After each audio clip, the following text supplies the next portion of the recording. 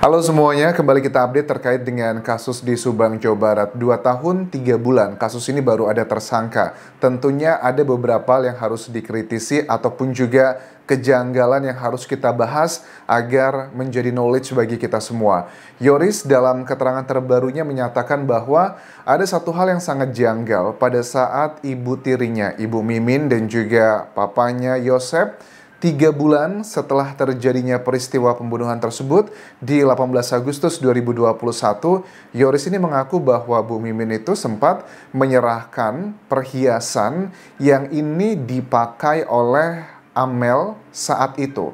Maksudnya gimana? Ya, perhiasan ini adalah perhiasan yang menempel untuk di Amel. Sehari-hari dia memakai itu.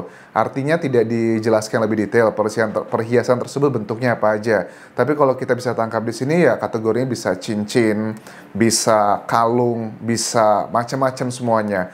Ini juga aneh. Pengacara Yoris juga mengatakan bahwa bukankah harusnya yang mengamankan perhiasan tersebut adalah dari penyidik saat itu.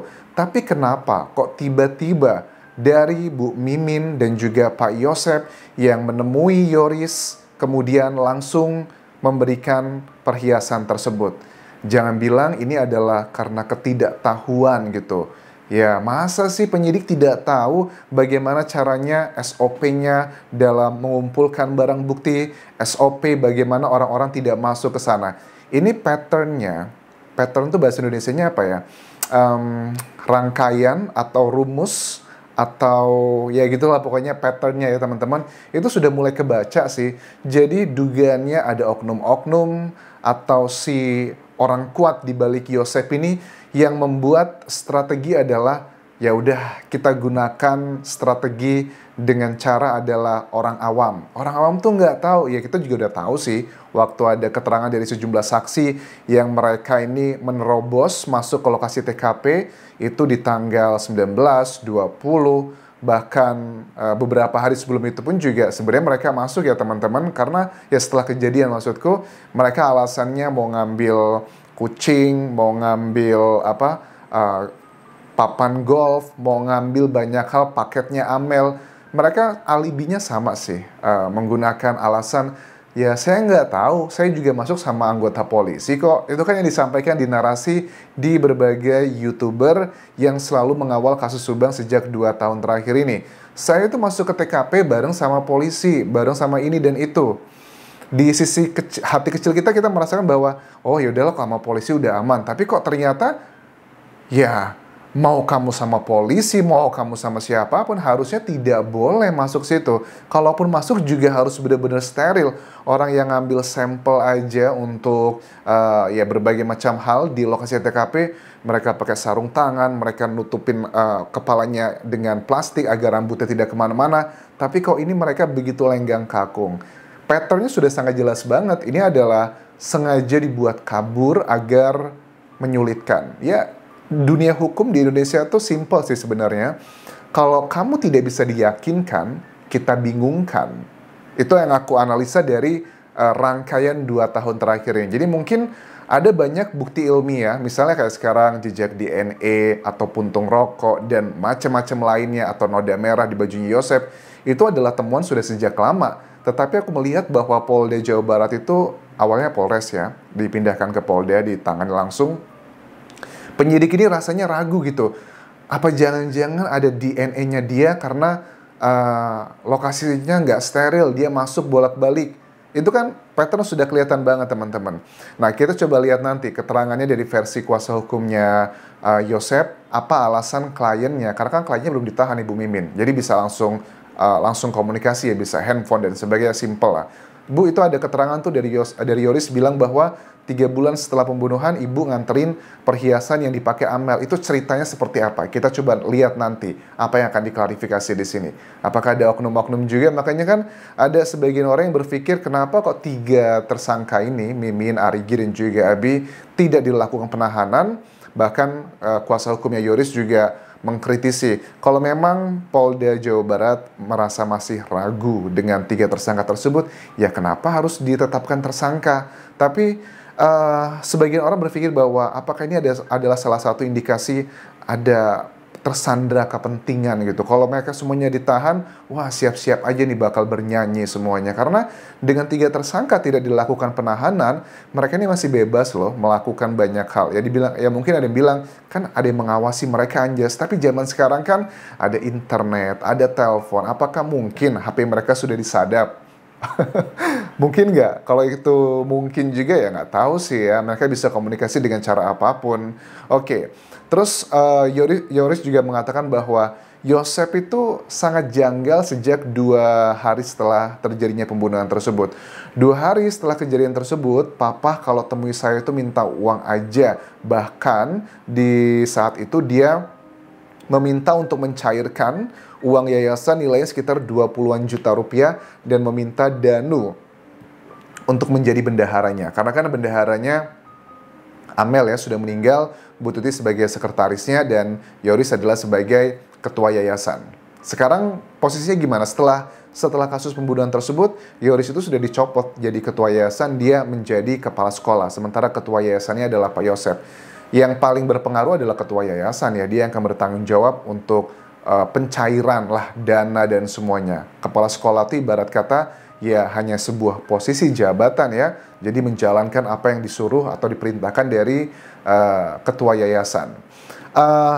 Itu adalah kejanggalan yang sangat nyata. Baru 2 hari istri dan anaknya itu dihabisi oleh orang lain, tapi dia udah mencari uang, gitu, minta dicariin uang tersebut. Berikutnya juga adalah kejanggalan waktu BAP pertama. Yosef itu diperiksa pertama di Polres Subang ya, sampai terakhir di Polda Jawa Barat. Yoris bilang begini bahwa waktu di BAP pertama, papa bilang bahwa, papa ini mau diperiksa di Polres. Banyak sidik jari papa. Wah, papa ini bisa jadi tersangka ini. Itu pada saat dia ngomong tersebut, sekalian meminta uang 100.000 rupiah. Kelihatan banget sih bahwa Yosef ini adalah broke banget ya, nggak punya uang, karena uang dalam hitungan yang ratusan ribu, puluhan ribu dia selalu minta sama anaknya. Bahkan dari Yoris pun mengatakan selama ini yang ngasih uang ke Yosef itu adalah Amel, bukan dia sama sekali. Bahkan ini juga menjadi salah satu cara Yosef beberapa kali diwawancara sejumlah YouTuber ataupun juga media massa bahwa saya tuh nggak mungkin menghabisi anak saya Amel. Saya tuh sayang banget. Saya tidak pernah memukul anak saya sedikit pun. Dia adalah orang yang selalu memberikan saya uang bla bla bla gitu kan ya. Tapi pada kenyataannya alat bukti tidak seperti itu ya. Jadi lidah itu tidak bertulang, jadi apapun yang dikatakan kita nggak boleh langsung percaya begitu aja. Kemudian pada saat setelah terjadinya kasus pembunuhan ini, ada juga kayak insting gitu loh. Yoris kan punya anak ya dengan Yanti, cucunya dari Yosef. Sebelum terjadinya kasus ini, cucunya Yosef itu begitu dekat dengan Yosef ya, mau dipeluk, ya mau jalan layaknya seorang kakek dan juga cucu. Tapi setelah kejadian, cucunya Yosef ini, katanya Yoris, bahwa anak saya tuh udah nggak mau lagi dipeluk sama Yosef. Kalau ketemu dia ngelihatnya malah takut, kabur, nggak mau deket-deket gitu. Ya, mungkin ini juga salah satu efek karena menurut Yoris bahwa pada saat setelah kasus ini, Yosef itu kalau menemuin dia selalu katanya, kalau nemuin Yoris yang dibahas adalah mengenai uang. Uang terus ya. Namanya juga anak-anak kan ya. Pasti pada saat ngelihat orang tuanya ribut atau bersih tegang, dia bisa merasakan, oh berarti ini orang ada masalah sama bapak saya gitu. Makanya dia nggak ngerasa deket lagi. Tapi kalau menurut Yoris, ini udah kayak insting gitu. Kayaknya dia udah ketakutan sama kakeknya gitu. Oke, nggak tahu apakah ini masuk akal atau enggak. Tapi menurut aku sih juga, kasus ini kan memang juga banyak awalnya insting, dan insting kita itu mayoritas adalah terbukti pada saat sudah ada penetapan 5 tersangka. Tapi dari banyak kejadian ini nggak bisa dipungkiri bahwa Yosef ini ternyata begitu jago ya memainkan peranannya. Karena kan dia jujur waktu Yosef itu menghubungi aku berkali-kali, aku juga ngerasa masa sih Yosef tega sama anak dan istrinya. Walaupun dari awal aku selalu mengatakan yang paling mencurigakan bagi aku pribadi, dan aku menyatakan langsung di hadapannya Pak Yosef ya pada saat wawancara beberapa kali, Pak Yosef, saya itu masih sangat curiga dengan Anda itu gara-gara ada 2 noda merah, darahnya Ibu Tuti dan juga Amel, yang itu ada di baju Anda. Pak Yosef cuma bilang, Saya itu nggak tahu Bang Anja, saya tuh datang bersih-bersih, ya udah, itu nodanya cuma dikit doang kok katanya. Nodanya itu cuma di balik kancing sama di dekat kerah katanya. Oke, tapi tetap aja namanya kalau sesuatu hal itu mencederai logika berpikir, ya udah makanya berkali-kali aku bilang di awal kasus ini sebelum penetapan tersangka, dugaanku sangat kuat bahwa Yosep itu paling tidak ada di lokasi dan mengetahui, dan dugaannya adalah itu berasal dari alat untuk menghabisi kedua korban, percikannya gitu loh. Oh, tapi ternyata setelah penetapan tersangka ya, beberapa hari sebelumnya aku ngobrol dengan salah satu warga sipil yang mengetahui peristiwa tersebut, kapan polisi atau penyidik mengambil bajunya Yosep dan sejenisnya, dan ternyata di situ aku baru tahu bahwa ternyata baju tersebut itu diambil setelah beberapa hari kejadian tersebut, sudah dicuci. Makanya pada saat itu ya polisi langsung nanya, mana baju bapak atau pakaian yang dipakai di hari kejadian, bolehkah saya lihat? Terus pas dicek, ya sudah dicuci, tapi dicek ternyata masih ada 2 noda merah tersebut. Dan memang kalau aku lihat ya, yang namanya noda darah itu kan memang sulit hilang. Apalagi kalau ada di balik kancing, itu sulit sekali dihilangkan kalau nggak benar-benar direndam begitu. Tapi Pak Yosep tidak pernah menceritakan ini. Kenapa Pak cuma 2 titik ya Pak ya? Pak Yosep nggak cerita bahwa ini karena sudah dicuci Bang Anjas gitu. Ada hal yang tidak diceritakan secara utuh gitu. Nah ini kalau seandainya ceritanya sudah tahu bahwa itu adalah baju yang sudah dicuci, ya kita logical thinking aja. Udah dicuci aja masih ada 2 noda merah tersebut. Apa kabar kalau nggak dicuci? Mungkin tuh banyak di mana-mana cipratannya. Kita pengen tahu bajunya Bu Mimin atau tersangka lainnya Arigi dan juga Abi yang dipakai di malam kejadian. Itu mungkin yang menjadi alasan Bu Mimin itu ditahannya ke Polda Jawa Barat, dijemputnya lah ya waktu hari penangkapan tersebut. Berbeda keberangkatan 3 jam karena untuk mencari barang bukti yang telah disebutkan Danu tersebut. Oke, aku rasa itu yang bisa aku update mengenai kasus yang penuh dengan drama ini. Terima kasih sudah menonton. Sampai jumpa.